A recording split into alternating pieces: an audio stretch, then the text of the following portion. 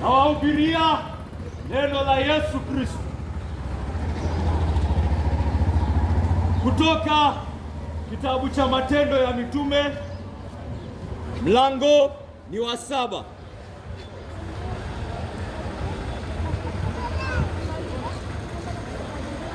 Mstari wa 48 yasema hivi: hata hivyo yeye aliye juu sana hakai kwenye nyumba zilizojengwa kwa mikono ya wanadamu, kama nabii alivyosema, mbingu ni kiti changu cha enzi, nayo dunia ni mahali pa kuweka miguu yangu. Mtanijengea nyumba ya namna gani, asema Bwana? Au mahali pangu pa kupumzikia patakuwa wapi? Je, mkono wangu haukufanya vitu hivi vyote?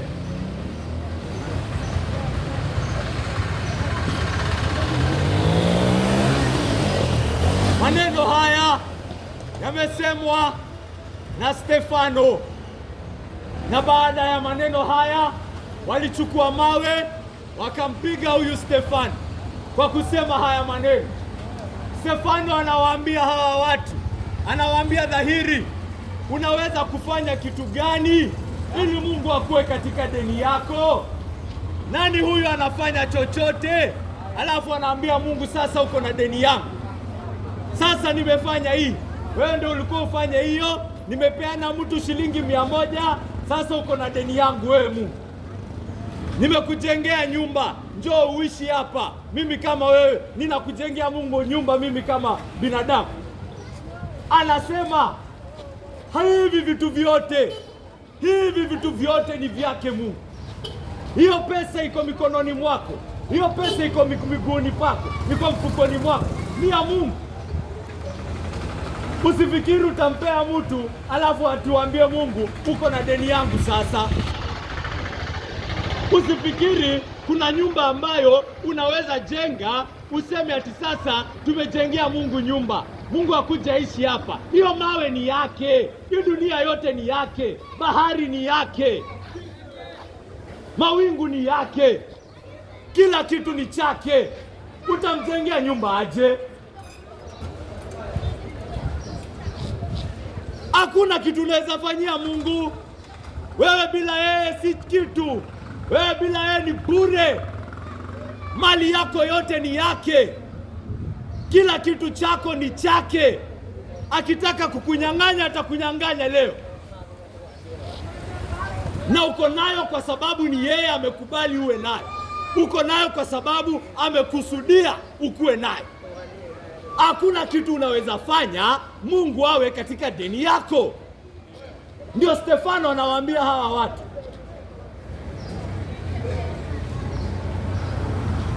Mungu ni mkuu sana. Hiyo bahari yote Indian Ocean anaichukua, ni kama anakunywa hii maji. Anachukua Indian Ocean hivi.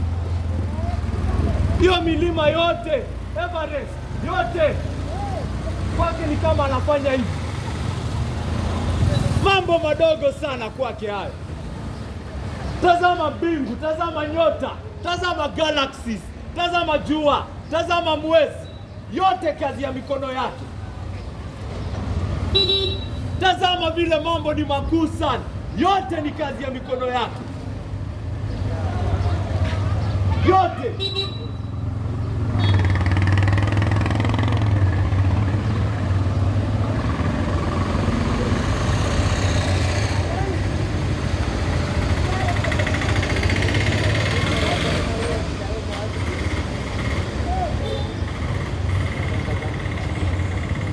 Nani anaweza kufanya chochote ili Mungu amtambue? Nani anaweza kufanya chochote ili Mungu amuone? Nani anaweza kufanya chochote ambacho kinafika hadhi yake, kinafika kiwango cha hadhi yake? Nani? Biblia yenyewe inasema matendo yetu yote mazuri ni kama kitambaa kilichotiwa unajisi, kitambaa kichafu, kitambaa kilichojaa matope. Wewe unasema oh, tazama nimelisha watu, oh, tazama nimependa shilingi 10, oh, tazama nimependa shilingi 100. Unafikiri sasa Mungu anaweza kukuona kwa sababu ya hiyo? Matendo yako mazuri ni kama kitambaa kichafu machoni pake.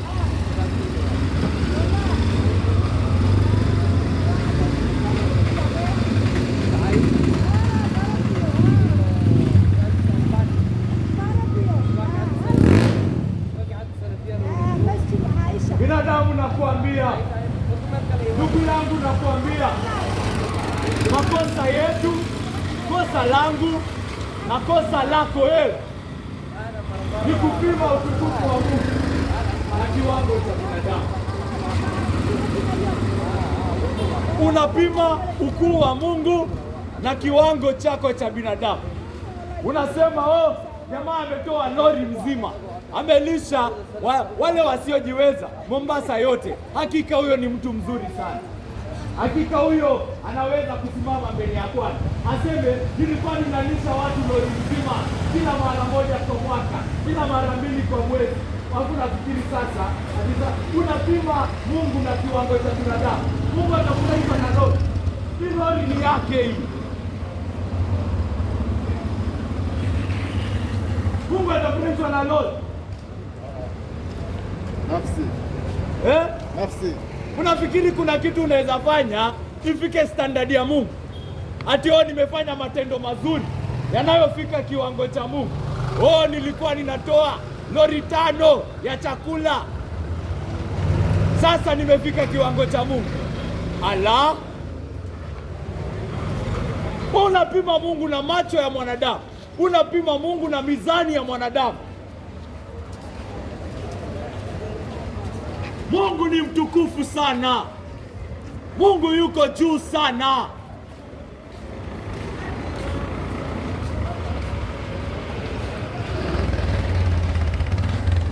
Ndio maana wengine wanajiona kama kwamba wamenyenyekea. Wanajiona kwamba wamenyenyekea, lakini unyenyekevu wao unawatia kiburi.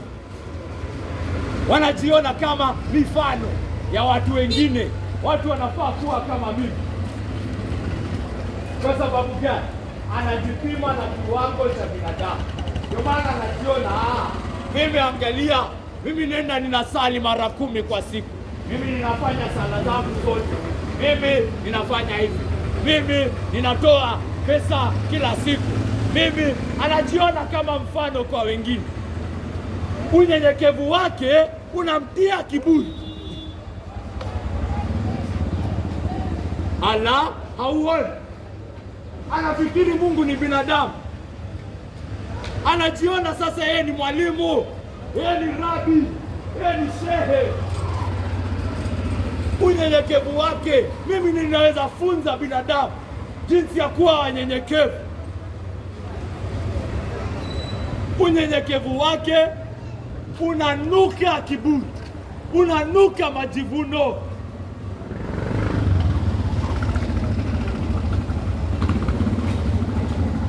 Huyo amemwona Mungu kweli. Huyo anapima Mungu na mizani ya mwanadamu. Mwenye ameona utukufu wa Bwana anagundua hawezi shuka chini zaidi. Hata awe mnyenyekevu waje, anashangaa kwa nini bado nina kiburi, kwa sababu ninafaa kuwa chini na chini na chini zaidi.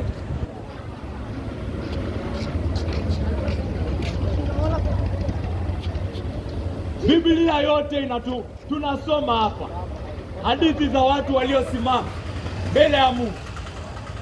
Wote wanaosimama mbele ya Mungu wanajawa na hofu, wanajawa na kutetemeka. Na hata wale ambao walikuwa wanaonekana ni watu wazuri kabisa, mbele ya Mungu wanagundua kwamba wao si kitu. Tazama Isaya. Isaya ameona Mungu, amemwona pale na maserafi. Ameona maserafi. Maserafi wana mabawa 6. Maserafi wanasimama mbele ya Mungu. Mabawa 6, 2 ya kujifunika uso, mawili ya kujifunika miguu, mawili ya kupepea. Hao maserafi wanawika, wanalia asubuhi na mchana, hawaachi kulia. Wanasema Bwana ni mtakatifu, Bwana ni mtakatifu. Wai, hata tuwezi mwangalia, lazima tufunike hata miguu yetu. Bwana ni mtakatifu, Bwana ni mtakatifu.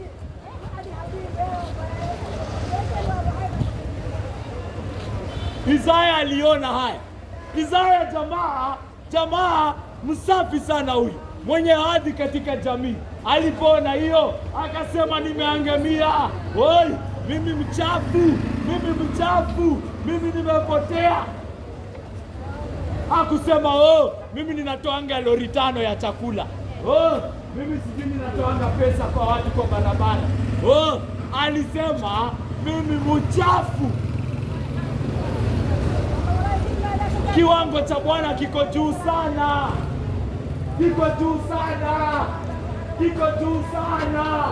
hata maserafi wanatetemeka, hata maserafi wanalia.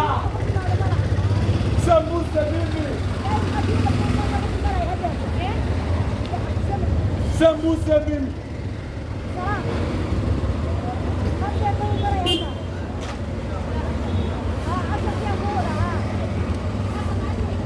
Habakuki amemwona Bwana akasema, nimetetemeka hata siwezi ongea. Ayubu amemwona Bwana akasema, nimechukua mkono wangu nikaufunika, siwezi sema chochote mbele ya Bwana.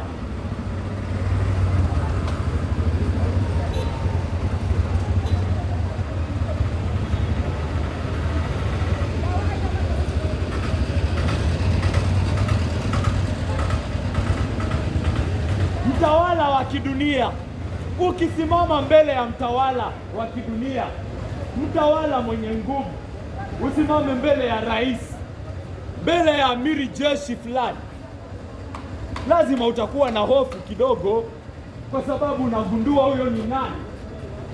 Hawezi kuwa free mbele yake.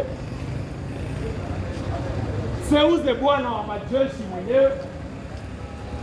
Wale ambao wanaenda mbele ya Bwana na kiburi na kujionyesha, wanaonyesha kwamba hawamjui. Ndio maana unyenyekevu wao unawatia kiburi. Ndio maana wanaona wanaweza fanya kitu ya kumfurahisha huyu Bwana, wafike standard yake. Hawamjui. Kama mbele ya rais wa Kenya pekee unatetemeka, seuze Bwana. Kama utetemeki na kuonyesha nini? Haumjui, haujamjua.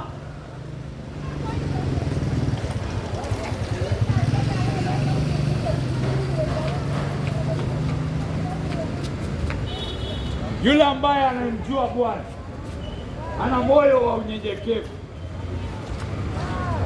anagundua kiwango kiko juu sana, anagundua yeye ni mchafu sana, anagundua hawezi fanya chochote kufika kiwango cha Bwana, anagundua hawezi fanya chochote kufika standard ya huyu Bwana, anagundua hata asali mara ngapi, hata atoe pesa kiasi gani, hata afunge mara ngapi, hata anguke hapa, aroll kwa hii ground, kutoka hapa hadi huko chini, hawezi fanya chochote kufika kiwango cha Bwana wa majeshi. Hawezi. Hakuna kitu anaweza fanya. Bwana yuko juu sana, na mimi ni mchafu kupindukia. Sina tumaini lolote mbele yake. Mimi ni kama mifupa mikavu.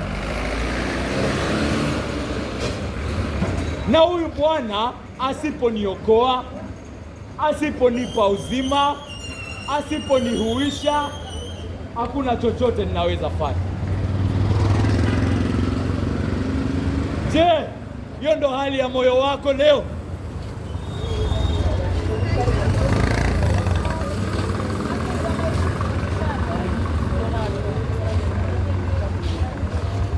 Na kuuliza tena, je, umemjua Bwana? Umemjua Bwana wa majeshi? Umemjua muumba mbingu na nchi? Umemjua anayetupa pumzi sisi sote? Umemuona? Umetetemeka mbele yake?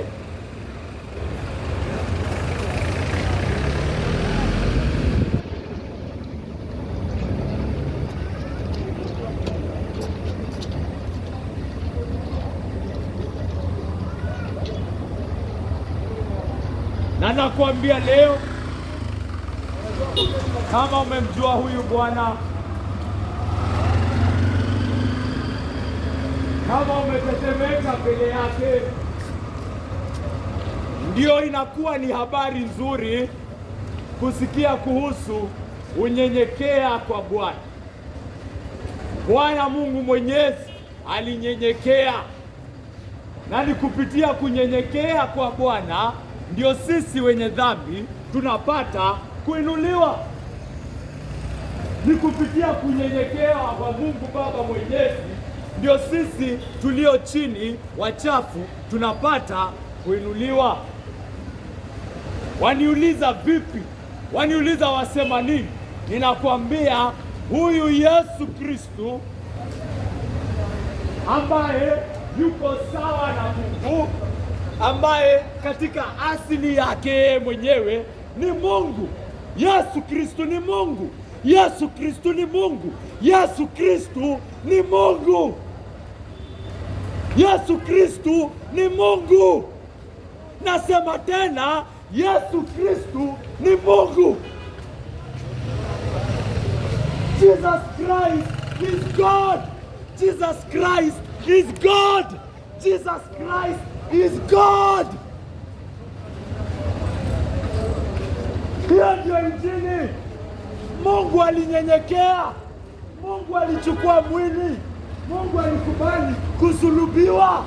Mungu alikubali kuuliwa na wanadamu wenye dhambi. Mungu aliuliwa. Mungu alikubali kudungwa misumari. Mungu alikubali kupigwa mangumi. Mungu alikubali kutemewa mate.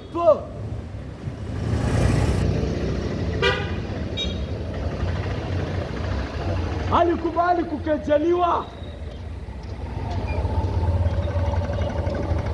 Alikubali kudharauliwa.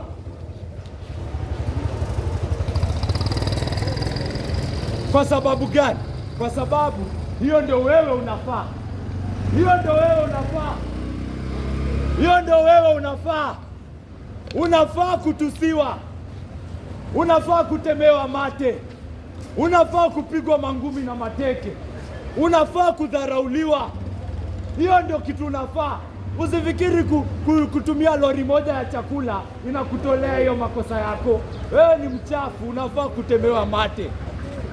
Na Mungu akashuka akatemewa mate ili wewe umwaminie usitemewe. Ili wewe ambaye umekubali aliyofanya kwa ajili yako yasikufanyikie wewe. Alikufa ili wewe usikufe. My friend, how on?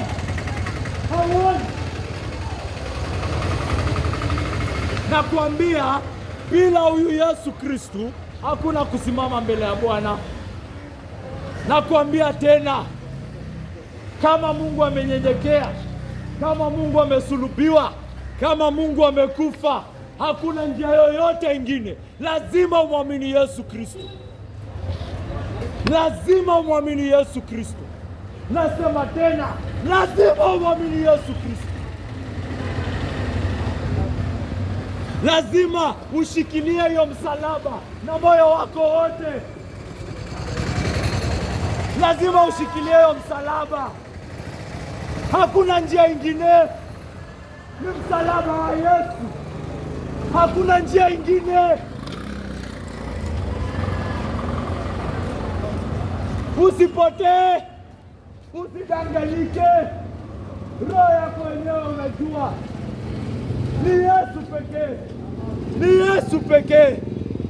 Yesu, Yesu, Yesu.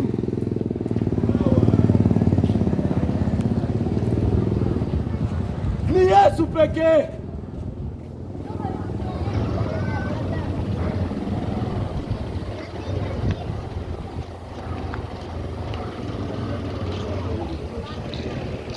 Naomba mwamini leo, na kusihi umwamini leo, na kuomba umwamini leo,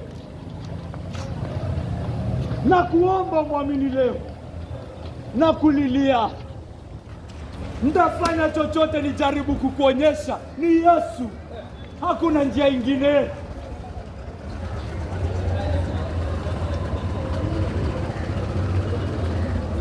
Hakuna njia ingine. Hakuna njia ingine kaka, hakuna njia ingine dada.